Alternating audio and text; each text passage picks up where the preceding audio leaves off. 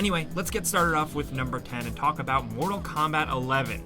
First things first, let's talk about that single player campaign, because number one, it's awesome for a fighting game to have a full-fledged, lengthy single player campaign, but Mortal Kombat 11 really nails it. It balances a really good line between cool new Mortal Kombat stuff and plenty of nostalgia. There's a whole time warp mechanic. Go back to the 90s. Different dimensions, and it's just incredibly satisfying. Not only that, of course, once again, we get a really satisfying fighting game that's just fleshed out as hell. Very heavily combo focused, and you can't really button and mash your way through this one. It also looks incredible. The character skins are really satisfying. Changing the look of your character with unlocks is very, very enjoyable. Really, you think I wouldn't be surprised, but it keeps happening. NetherRealm just does a really good job at consistently putting out really badass fighting games that are fully featured and just worth picking up, and I'm glad that Mortal Kombat 11 just kind of continues that trend.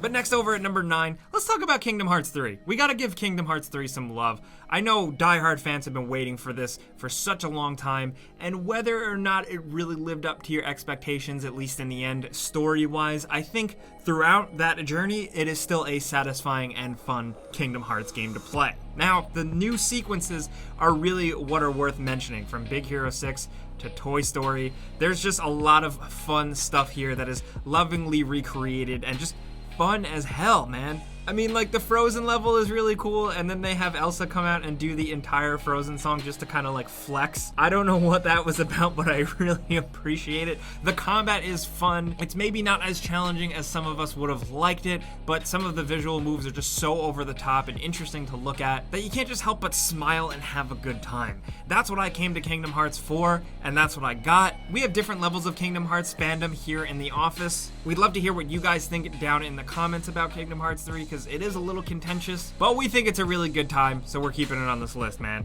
Next at number 8, a more recent release, is Super Mario Maker 2. Now, not enough people played the original Super Mario Maker because it was on Wii U, and that just happened because that console was whatever. But Super Mario Maker 2 puts the Mario level creation in Switch users' hands, and thankfully it lives up to the hype. Super Mario Maker 2 is a lot of fun if you are the creative type, if you love building levels. If you look on social media, you look online on threads and forums, people have been creating incredible stuff, insanely challenging, really over the top, and just super charming and different. Unexpected stuff is what you get from this game, and that's great. But on the other hand, if you're not that creative, if you're like me, there are thankfully tons of levels to play through in a story mode. It's not like a regular traditional Mario game, but there is so much to do, and then you can just also download and play other people's levels if you want. Super Mario Maker 2 is undeniably just a great package that is worth considering, even if you're not super creative, thanks to the single player content. But the tools that are there for making fun stuff is just even better and makes it all that much sweeter. But next up at number 7, fittingly, we have Ace Combat 7. Really, what this game is essentially Japanese Top Gun. That's it. That's the whole elevator pitch. That's all you need to know. But seriously, what this game serves as is almost a vessel for new players, considering Ace Combat is a long-running series that has had a cult following for a very good reason. The fact that it exists now in 2019 as a great new game is awesome. It looks fantastic, the dogfighting is tons of fun and accessible, the weather effects are exciting and dangerous, and the story is damn good. Consider this one, seriously, because even if you're not into aerial dogfighting combat style games like me, you'd be surprised. This thing is still really compelling, and there's a reason why people love this series, and there's another reason why it has survived up until 2019. So next time you're in the store, maybe think about Ace Combat 7. I don't know. Next up at number 6, we have A Plague Tale: Innocence. This is a game that is in danger of flying under a lot of people's radar, but it's an incredibly fun single-player linear experience. People say single-player is dead, single-player games are dying. This is a great example of one that is keeping that from actually becoming a reality.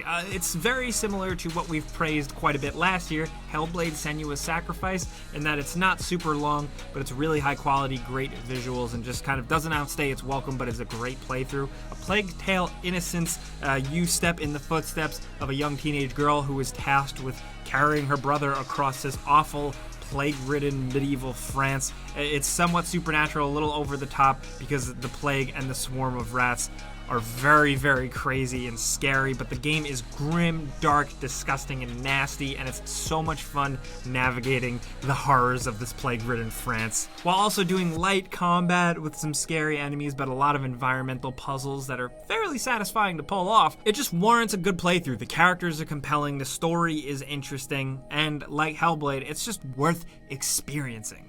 Moving on to number 5, we did it again. We got Devil May Cry 5. This is thankfully a great follow-up to Devil May Cry 4. A bit of a return to form for the series if that was something you are looking for.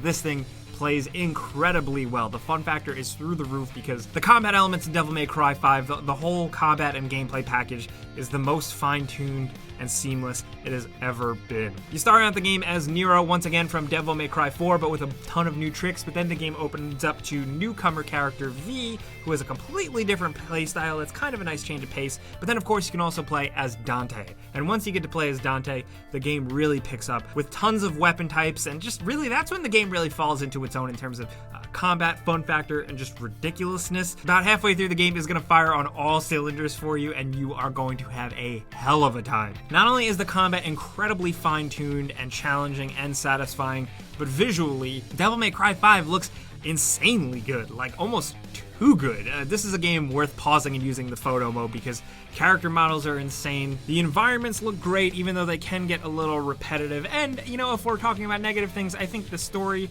wasn't as awesome as I wanted it to be. It's kind of wrapped up a little quicker than I expected, but still, the fact that the combat is so much fun and the game so replayable and challenging if you crank up the difficulty, that really all cancels out any bad things about the game. It is so worth playing. The weapons are so worth experiencing. And if you're a fan of these types of games, even just a little bit, this is one worth checking out, seriously. But next up at number 4, we got a game that is a little contentious, a little dividing, that is Days Gone. We all kicked this one around for a while, and the more we thought about it, we figured it was worth including, because, to be honest, Days Gone didn't review too well. Days Gone also has some very clear shortcomings that I think most players can point out themselves.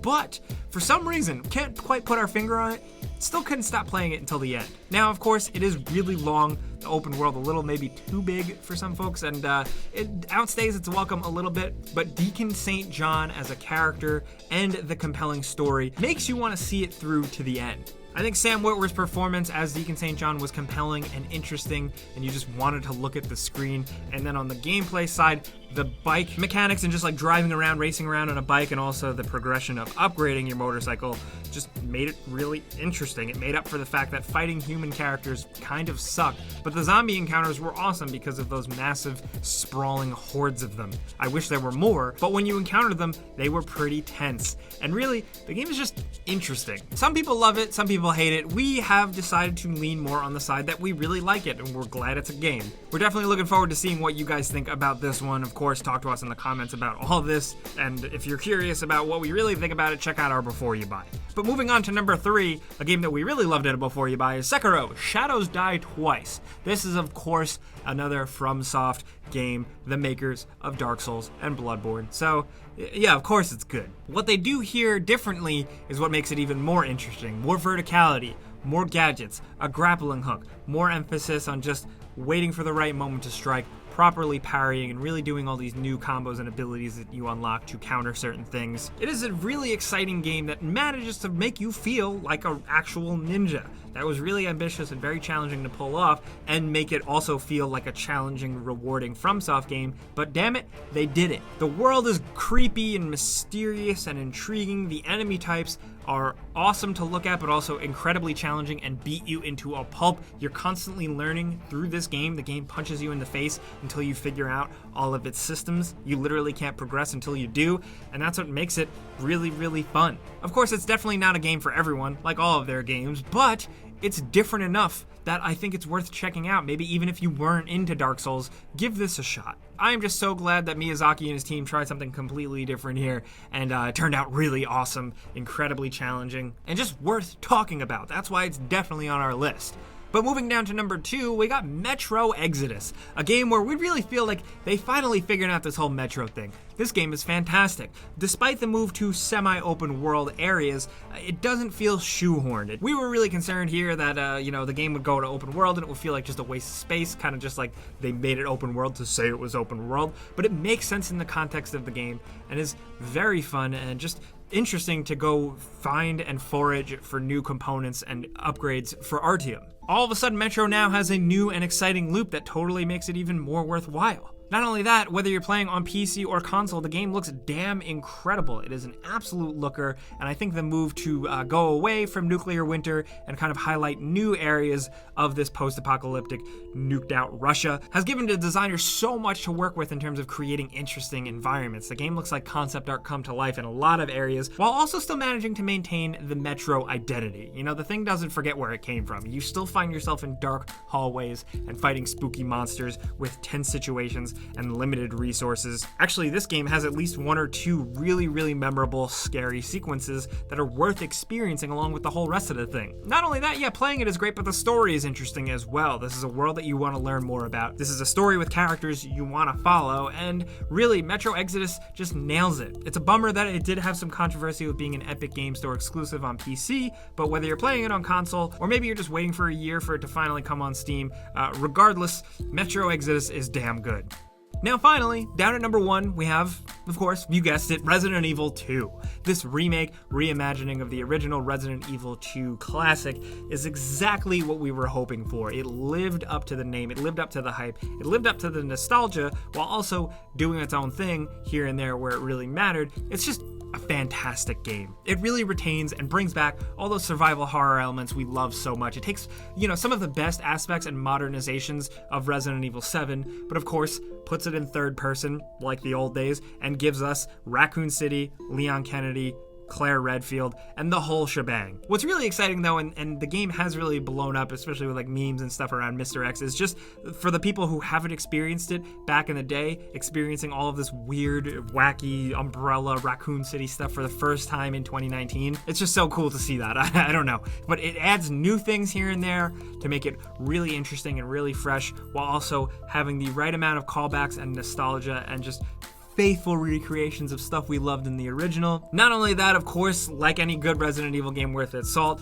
it's incredibly replayable. There's reasons to go back and replay it on harder difficulties, unlock certain stuff. Top to bottom, I'm looking at it as a Resident Evil fan, but this checks all the boxes. This is a good Resident Evil game. It looks incredible. It's so high budget and action-packed and just worth experiencing on that end. But also, just if you boil it down to raw gameplay, it's worth it for that too, man. Resident Evil 2 is absolutely worth checking out. We love it, clearly, and that's why it's at number 1 on our list. But of course, that's not all. There's so many more games we can include. We got a couple bonus ones for you. The first one is Apex Legends, a free-to-play game that really took the world by storm in terms of just being another good battle royale game, but with that fresh, delicious Titanfall FPS style gameplay, thanks to Respawn. Now, some people did lose interest. The new update is coming out soon. I'm curious to see if it can keep the momentum going. Who knows? But it's weird that we're talking about it. It's actually like a good EA game.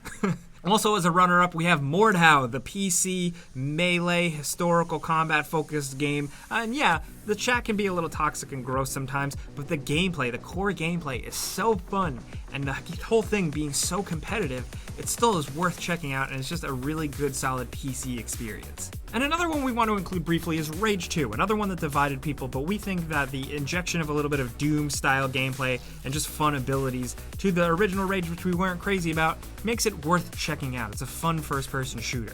But of course, again, these are our choices for games that we've really liked in 2019 so far, rounding some of them up. We want to hear yours down in the comments because you're definitely going to disagree. There's definitely a game that we didn't include on this list, so we want to hear from you. And of course, if you can make your own top 5 or your own top 10 or your own top 3, let us know. But if you enjoyed this video and maybe learned about a game that wasn't on your radar, clicking the like button is the best way you can help us out. We would appreciate that. And of course, if you're new, it's worth considering subscribing and hitting that notification button because we put out videos every single day. But hey, as always, thanks for watching, and we'll see you guys next time.